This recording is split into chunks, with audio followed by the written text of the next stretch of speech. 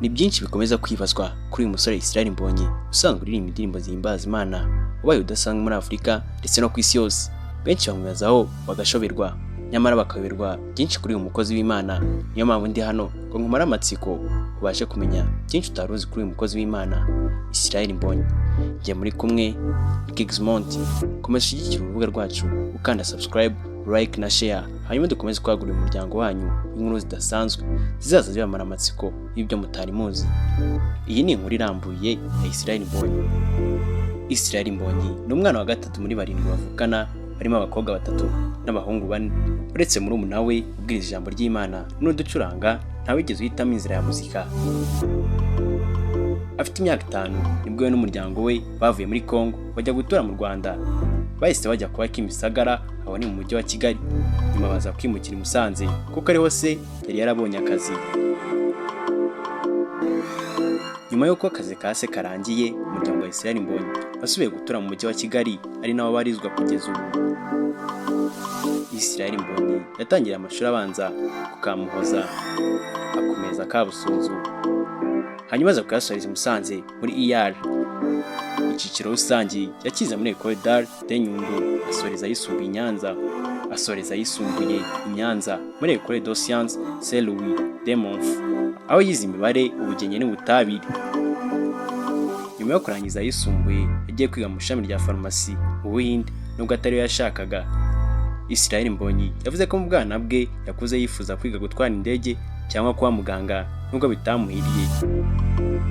N'umusore wakoranye impano zitandukanye zirimo gukina umupira na karate. Yavanye umukandara w'ubururu, atangiye umuziki yiga mu mashuri abanza. Kuva yiga mu mashuri abanza, Israel Mbonyi yakundaga umuziki, aza kugira amahirwe yo guhura n'umupolisi witwa Gad wamwigishije gucuranga piano. Nyuma yo kugira ubumenyi bwo gucuranga, yatangiye kujya abikora mu rusengero yasengeragamo mu karere ka Musanze. Umunsi umwe, uyu muhanzi wari usanzwe ari umucuranzi yisanze rero ugomba kujya atera indirimbo muri korali ye. Bagenzi be barabikunda cyane mu rusengero. Uko niko yatangiye urugendo rwe mu muziki akiri umwana, ariko atazi ikizavamo. Mu 2012, Israel Mbonyi yagiye muri studio akora indirimbo yise Yanyomoye ibikomere, cyakora ntabwo yigeze ashaka kuyimenyekanisha. Nyuma yo gukora iyi ndirimbo, Mbonyi wari utarafata umuziki nk'icyerekezo cy'ubuzima bwe, ahisemo kujya kwiga mu Buhinde adakoze indirimbo ye ya kabiri. Mu magambo we yivugiye yagize ati, numvaga nishimye kuba nagiye muri studio, inzozi zanjye zabaye impamo, mpita nigira ku ishuri mu Buhinde. Mu Buhinde niho Israel Mbonyi yatangiriye no gukora indirimbo, kuko abo basenganaga mu Banyarwanda bari batuye muri kiriya gihugu bakunda kuko yaririmbaga. Israel Mbonyi avuga ko yatunguwe bikomeye n'uburyo indirimbo zari kuri album ye ya mbere yakoreye mu Buhinde zaje kwamamara mu Rwanda, ubwo yararangije amashuri aho yize ibya farumasi mu Buhinde. Israel Mbonyi wari umaze kugira umubare munini w'abakunda indirimbo ye, yateguriye igitaramo gikomeye cyo kumwakira mu Rwanda. Ni igitaramo cyabaye muri Kanama 2015. Uyu muhanzi avuga ko ashimira buri wese wagize uruhare ngo kibe ndetse banakitabire.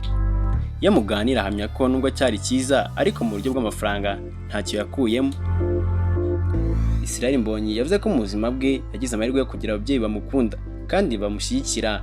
Yemeza ko batigeze bagira impungenge kuko yatangiye umuziki ari ku ishuri mu mahanga, atangira kuba icyamamare batamuri hafi. Ibi byatumye ubwo yari yagarutse mu Rwanda bahisemo kumushyigikira, nubwo igitaramo cye cya mbere yakoze agahomba uburyo bw'amafaranga cyabanje kubatera amakenga. Icyakora ku rundi ruhande, uyu muhanzi avuga ko ababyeyi be bagiye bifuza ko yashinga farumasi kuko ari byo yari amaze kuminuzamo, ariko ntabashe kubikora kuko umuziki wakomeje kumubana ikintu kinini, birangira ahisemo kwikorera.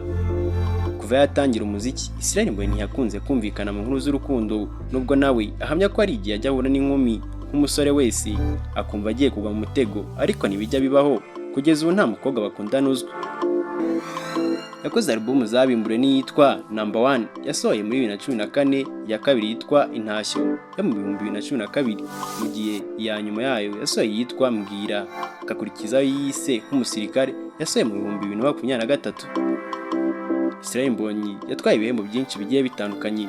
Icyaheruka guhabwa yagitwaye mu 2023 tariki 17 Ukuboza cy'umuhanzi wahize abandi mu gukundwa mu Isango na Muzika Awards.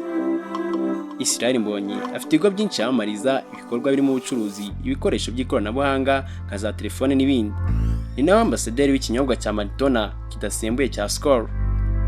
Aya ni amateka agaruka ku muhanzi mwese mukunda Israel Mbonyi. Benshi bagiye bibaza ku mateka ye, ariko ayo niyo mateka ye y'ubwe yishiriye hanze. Njye muri kumwe ni Gizmont. Kora subscribe kugira ngo ujye ubasha kubona inkuru zigezweho kandi zikunzwe.